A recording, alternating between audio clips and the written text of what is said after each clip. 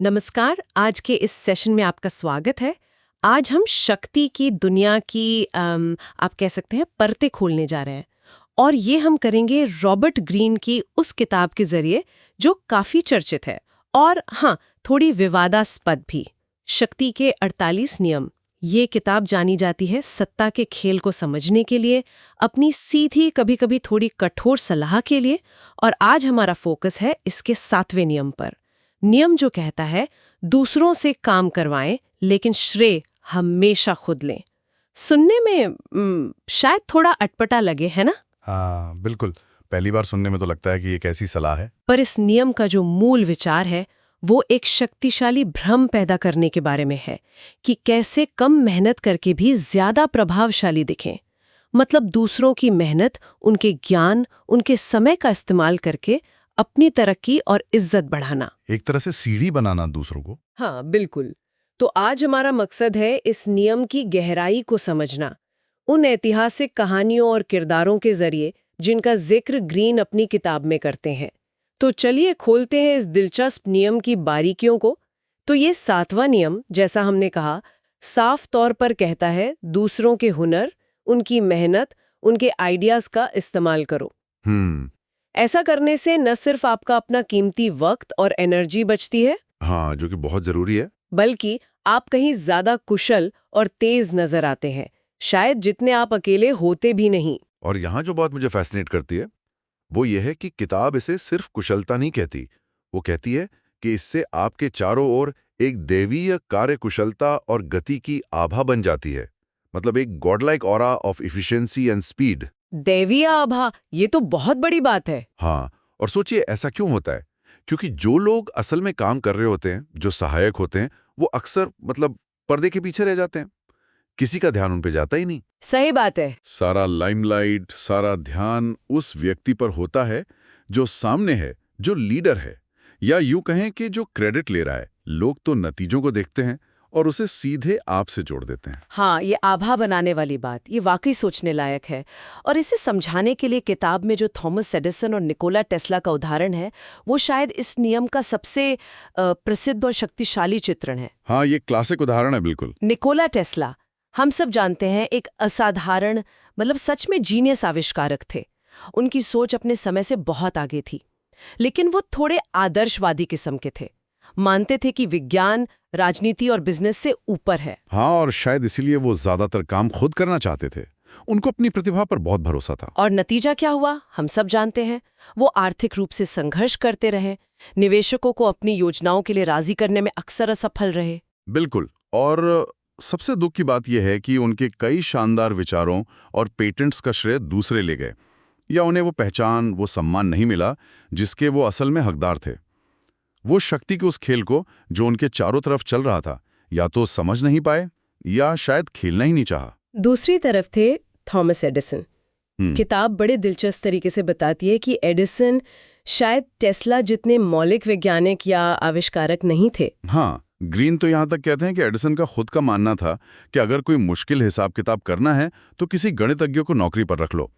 लेकिन एडिसन एक चीज में माहिर थे। वो थे एक शानदार उद्यमी, एक बेहतरीन पब्लिसिस्ट और शक्ति की चालों को समझने वाले खिलाड़ी। उनका तरीका क्या था? किताब के मुताबिक एडिसन बेहतरीन दिमागों को पहचानते थे और उन्हें अपने लिए काम पर रखते थे। बिल्कुल, टीम बनाना जानते थे। और वो बाजार की नब्ज पहचानते थे कि क्या चीज बिकेगी, किस चीज की जरूरत है लोगों को। और फिर जब आविष्कार कामयाब होता तो वो ये पक्का करते थे कि सारा श्रेय, सारा नाम उन्हें ही मिले। हाँ, और किताब तो ये भी इशारा करती है कि अगर इसके लिए कंपटीशन से कोई आइडिया उधार लेना पड़े या उसे अपने नाम करना पड़े तो वो हिचकिते नहीं थे। बिल्कुल। एडिसन की सफलता सिर्फ बल्ब या फोनोग्राफ बनाने में नहीं थी। उनकी असली सफलता थी उस पूरी छवि को गढ़ने में कि एडिसन मतलब आविष्कार। और ये उन्होंने नियम 7 का, आप कह सकते हैं, बखूबी इस्तेमाल करके किया। वो दूसरों की प्रतिभा, उनकी मेहनत का इस्तेमाल करते थे, लेकिन कहानी हमेशा अपने इर्द गिर्द बुनते थे। वो समझते थे कि दुनिया अक्सर फाइनल रिजल्ट और उसे पेश करने वाले को याद रखती है, पर्दे के पीछे के गुमनाम हीरोज को नहीं। और वो नोबेल पुरस्कार वाली घटना, क्या वो भी इसी मानसिकता का एक उदाहरण है? हाँ, ग्रीन उस घटना का जिक्र करते हैं। पूरी तरह पक्का नहीं है, लेकिन कहा जाता है कि एडिसन और टेस्ला को शायद संयुक्त रूप से भौतिकी का नोबेल पुरस्कार मिलने वाला था, और बताया जाता है कि एडिसन ने टेस्ला के साथ पुरस्कार साझा करने से साफ इनकार कर दिया। क्यों? क्योंकि वो अपनी सर्वोच्चता, अपना क्रेडिट किसी के साथ बांटना नहीं चाहते थे, खासकर टेस्ला के साथ तो बिल्कुल नहीं।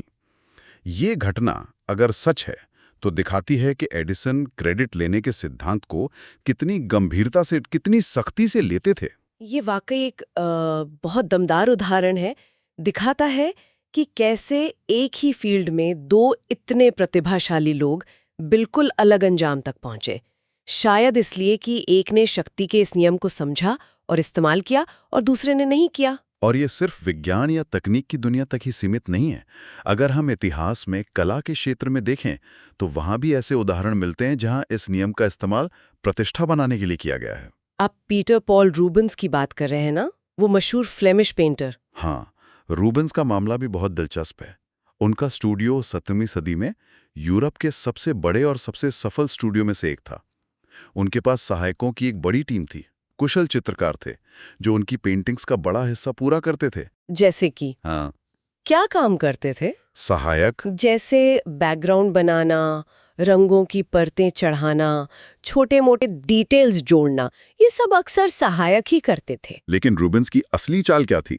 वो कैसे इस टीम वर्क को अपनी पर्सनल प्रतिभा की तरह पेश करते थे? उनकी चाल बड़ी सोची समझी थी, बहुत चालाकी भरी। जब कोई महत्वपूर्ण ग्राहक, कोई अमीर संरक्षक या कोई रईस व्यक्ति स्टूडियो का दौरा करने आता, हाँ, तो रूबेंस बड़ी सफाई से अपने सहायकों को पीछे हटा देते थे। अच्छा। शायद उन्हें किसी और काम में लगा देते थे। फिर वो मेहमानों के सामने अकेले ही कैनवस पर जुट जाते थे, पूरी एनर्जी और एक अविश्वसनीय स्पीड के साथ काम करते हुए दिखाते थे। अच्छा, तो मेहमानों को लगता होगा कि ये सारी अद्भुत पेंटिंग्स अकेले रूबेंस ही इतनी तेजी से बना रहे हैं। क्या कमाल की प्रतिभा है। बिल्कुल, यही तो मकसद था। इससे उनकी व्यक्तिगत प्रतिभा, उनकी अथक ऊर्जा, उनकी लगभग आप कह सकते हैं दैवीय रचनात्मकता का एक भ्रम पैदा होता था। ग्राहकों पर इसका जबरदस्त प्रभाव पड़ता था। उन्हें लगता था कि वो एक ऐसे जीनियस से काम करवा रहे हैं जो अकेले ही इतना सब कुछ कर सकता है। और जाहिर है इससे वो ज्यादा पैसे भी मांग पाते होंगे। हाँ, बिल्कुल। इस तरह रूबेंस न केवल ऊंची कीमतें वसूल पाते थे, बल्कि उनकी प्रतिष्ठा भी आसमान छूती थी। उन्होंने अपनी टीम की मेहनत को अपनी व्यक्तिगत महानता की चमक में बदल दिया, बहुत होशियारी से। तो ये एडिसन और रूबेंस दोनों ही अपने अपने तरीके से दूसरों के काम को इस्तेमाल करके अपनी छवि और शक्ति को बढ़ा रहे थे, एक तकनीक में, दूसरा कला में। सही कहा। और ये सीधे नियम 7 के सार से जुड़ता है। ग्रीन कहते हैं, यही इस नियम का सार है। दूसरों के श्रम का लाभ उठाओ ताकि तुम खाली बैठ सको। सुनिश्चित करो कि तुम्हारा नाम उनके काम से जुड़ा हो। रूबेंस की ये सोची समझी रणनीति इसी का सटीक उदाहरण थी। सहायकों का योगदान अदृश्य था और रूबेंस की प्रतिष्ठा असाधारण थी। किताब में एक और दिलचस्प रूपक इस्तेमाल किया गया है, गिद्ध का, वल्चर। इसका क्या संदर्भ है इस नियम के साथ? हाँ, गिद्ध का रूपक उन लोगों का वर्णन करने के लिए है जो स्वाभाविक रूप से दूसरों की मेहनत पर पनपते हैं। जैसे गिद्ध मरे हुए जानवरों पर जीता है जिन्हें उसने खुद शिकार नहीं किया, वैसे ही कुछ लोग दूसरों के किए कराए काम, उनके विचारों, उनकी सफलताओं का फायदा उठाने में माहिर होते हैं। वो मौके की तलाश में रहते हैं कि कहां से बना बनाया फायदा मिल जाए। और किताब की सलाह क्या है ऐसे लोगों से निपटने के लिए? क्या उनसे लड़ना चाहिए? यहाँ किताब की सलाह थोड़ी चौंकाने वाली है, थोड़ी सी कंट्रोवर्शियल भी। वो कहती है उससे लड़ो मत, उसके साथ शामिल हो जाओ। शामिल हो जाओ मतलब लंबी गिद्ध बन जाए? नहीं, इसका मतलब ये नहीं है कि आप भी अनैतिक रूप से दूसरों का काम चुराने लगें जी, बल्कि इसका एक मतलब ये हो सकता है कि इस प्रवृत्ति को पहचानें, समझे कि दुनिया ऐसे भी चलती है और शायद देखें कि आप कैसे नैतिक रूप से दूसरों के किए गए काम का लाभ उठा सकते हैं। नैतिक रूप से कैसे? इसे हम ऑटो वॉन बिस्मार्क के उस प्रसिद्ध कथन से भी जोड़ सकते हैं जिसका जिक्र स्रोत में है। मूर्ख कहते हैं कि वे अनुभव से सीखते हैं, मैं दूसरों के अनुभव से लाभ उठाना पसंद करता हूं। ये नियम सिर्फ सीधे सीधे किसी का काम चुराना या क्रेडिट छीनने के बारे में नहीं है, ये उससे कहीं ज्यादा गहरा है। अच्छा। हाँ, ये इस बारे में भी है कि आप पहले से मौजूद ज्ञान, रिसर्च और दूसरों की सफलताओं और गलतियों से कैसे सीखते हैं। आपको हर बार पहिया क्यों ईजाद करना है जब कोई पहले ही उसे बना चुका है? आप उस नींव पर आगे बढ़ सकते हैं। दूसरों के अनुभव से सीखना भी तो एक तरह से उनके काम का लाभ उठाना ही है ना। हाँ, ये एक दिलचस्प पहलू है। यानी दूसरों के काम का लाभ उठाने का मतलब हमेशा शोषण या चोरी नहीं होता। ये स्मार्ट तरीके से मौजूदा रिसोर्सेज का उपयोग करना भी हो सकता है। बिल्कुल। और क्रेडिट लेने की कला भी हमेशा सीधी और सपाट नहीं होती। ये बहुत सूक्ष्म, बहुत महीन भी हो सकती है। जैसा कि हेनरी किसिंजर के उदाहरण से पता चलता है, जब 1970 के दशक में अमेरिका और चीन के बीच वो ऐतिहासिक संबंध स्थापित हुए। हाँ, वो ऐतिहासिक विजिट। पर्दे के पीछे किसिंजर की भूमिका बहुत महत्वपूर्ण थी। उन्होंने काफी काम किया था, लेकिन उन्होंने सार्वजनिक रूप से सारा श्रेय राष्ट्रपति निक्सन को लेने दिया। उन्होंने ऐसा क्यों किया? वो तो खुद क्रेडिट ले सकते थे, कम से कम कुछ तो। देखिए, शायद किसिंजर समझते थे कि उस क्षण में निक्सन को क्रेडिट लेने देना राजनीतिक रूप से ज्यादा फायदेमंद था। इससे राष्ट्रपति का कद बढ़ता, जिसका फायदा अंततः किसिंजर को भी मिलता। वो शायद लंबी गेम खेल रहे थे। वो जानते थे कि इतिहास अंततः उनकी भूमिका को पहचानेगा। उन्होंने तात्कालिक प्रसिद्धि के बजाय दीर्घकालिक प्रभाव और शक्ति को चुना। ये भी एक तरह से दूसरों का इस मामले में राष्ट्रपति के पद और स्थिति का इस्तेमाल करके अपने लक्ष्य साधना था, लेकिन बहुत ही परिष्कृत, बहुत सटल तरीके से। क्रेडिट लेना हमेशा जोर शोर से ढोल पीट कर नहीं होता, कभी कभी पीछे हटना भी शक्ति का प्रदर्शन हो सकता है। तो अगर हम इन सभी उदाहरणों और विचारों को समेटें, तो इस 7वें नियम का असल निचोड़ क्या है? इसका मुख्य फंडा क्या है? मुख्य फंडा या मैकेनिज्म कह लीजिए, यही है कि आप दूसरों के समय, उनकी ऊर्जा, उनकी प्रतिभा और उनके ज्ञान का लाभ उठाकर अपनी प्रगति को स्पीड देते हैं। आप अपनी व्यक्तिगत सीमाओं से कहीं ज्यादा हासिल करते हुए दिखते हैं। हाँ, मतलब आप जितना कर सकते हैं उससे कहीं ज्यादा करते हुए नजर आते हैं। बिल्कुल।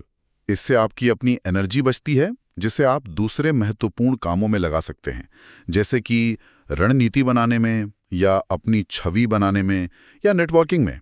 और सबसे महत्वपूर्ण, आप एक ऐसी प्रतिष्ठा, एक ऐसी रेपुटेशन बनाते हैं जो आपकी वास्तविक व्यक्तिगत क्षमता से कहीं ज्यादा बड़ी और प्रभावशाली होती है। ये एक तरह से परसेप्शन मैनेजमेंट का खेल है। ये सब सुनने के बाद किसी के मन में ये सवाल उठ सकता है कि इस तरह की रणनीति को समझना क्यों जरूरी है? क्या हम यहाँ शक्ति हासिल करने के लिए जोड़ तोड़ या मैनिपुलेशन सीखने की बात कर रहे हैं? ये एक बहुत वाजिब और जरूरी सवाल है। देखिए, इस नियम को या ग्रीन की पूरी किताब को समझने का उद्देश्य जरूरी नहीं कि इन रणनीतियों को आंख बंद करके अपनाना ही हो, बल्कि उद्देश्य यह समझना है कि दुनिया में शक्ति कैसे काम करती है, पावर डायनामिक्स कैसे ऑपरेट करते हैं। हाँ, पहचानना कि चीजें कैसे होती हैं। बिल्कुल। ये पहचानने में मदद करता है कि सफलता, प्रतिष्ठा और प्रभाव अक्सर कैसे बनाए जाते हैं, और ये हमेशा केवल कड़ी मेहनत या प्रतिभा का सीधा नतीजा नहीं होते। अक्सर पर्दे के पीछे कुछ और चल रहा होता है। सतही दिखावे के पीछे की गतिशीलता को समझना जरूरी है। हाँ, और ये भी साफ करना जरूरी है, जैसा आपने कहा, कि हम यहाँ रॉबर्ट ग्रीन की किताब में बताए गए एक सिद्धांत का विश्लेषण कर रहे हैं। किताब शक्ति को एक खेल की तरह देखती है, जहाँ नैतिकता के सवाल अक्सर स्पष्ट नहीं होते। वो सही गलत का फैसला नहीं सुनाते। हाँ, वो बस बताते हैं कि क्या प्रभावी है और क्या नहीं, कम से कम उनके विश्लेषण के अनुसार। एडिसन का उदाहरण लें। उनके तरीकों पर नैतिक सवाल उठाए जा सकते हैं और उठाए भी जाते हैं, लेकिन शक्ति हासिल करने में वो प्रभावी थे, इसमें कोई शक नहीं। बिल्कुल, जोखिम भी है ना? हाँ, बिल्कुल। ये भी ध्यान रखना चाहिए कि अगर इस रणनीति का पर्दाफाश हो जाए, अगर लोगों को पता चल जाए कि आप दूसरों का क्रेडिट ले रहे हैं, तो इसका उल्टा असर भी हो सकता है। विश्वास टूट सकता है, प्रतिष्ठा धूल में मिल सकती है। तो ये कोई गारंटीड सक्सेस फॉर्मूला नहीं है, इसमें रिस्क भी शामिल हैं। तो संक्षिप्त में कहें तो शक्ति का 7वां नियम हमें बताता है कि इतिहास गवाह है कि दूसरों के काम का श्रेय लेना अपनी शक्ति, प्रभाव और कार्यकुशलता की एक शक्तिशाली छवि बनाने का एक आजमाया हुआ तरीका रहा है। एडिसन से लेकर रूबिन्स तक कई सफल लोगों ने जाने अनजाने या जानबूझकर इस सिद्धांत का इस्तेमाल किया है, जैसा कि स्रोत हमें बताते हैं। और जाते जाते श्रोताओं के सोचने के लिए एक विचार छोड़ जाते हैं। किताब का नियम 7 स्पष्ट रूप से क्रेडिट लेने पर जोर देता है, इसे शक्ति के लिए जरूरी बताता है। लेकिन क्या हमेशा यही एकमात्र रास्ता है? दिलचस्प सवाल है। सोचिए, अगर कोई व्यक्ति जानबूझकर अपनी मेहनत का श्रेय दूसरों को लेने दे, उन्हें आगे बढ़ने का मौका दे, क्या ये हमेशा शक्ति के खेल में कमजोरी ही मानी जाएगी? या फिर क्या इस उदारता में दूसरों को सशक्त बनाने में एक अलग तरह की, शायद ज्यादा टिकाऊ शक्ति छिपी हो सकती है? क्या वफादारी, विश्वास और मजबूत रिश्ते बनाना भी शक्ति का एक रूप नहीं है, भले ही वो कम दिखाई दे? ये एक ऐसा सवाल है जिस पर ये नियम सीधे तौर पर बात नहीं करता, पर सोचने के लिए काफी कुछ है। बिल्कुल, इस पर विचार किया जा सकता है। इस गहरी और विचारोत्तेजक चर्चा के लिए धन्यवाद। अगले सत्र तक इन विचारों पर मनन करते रहें।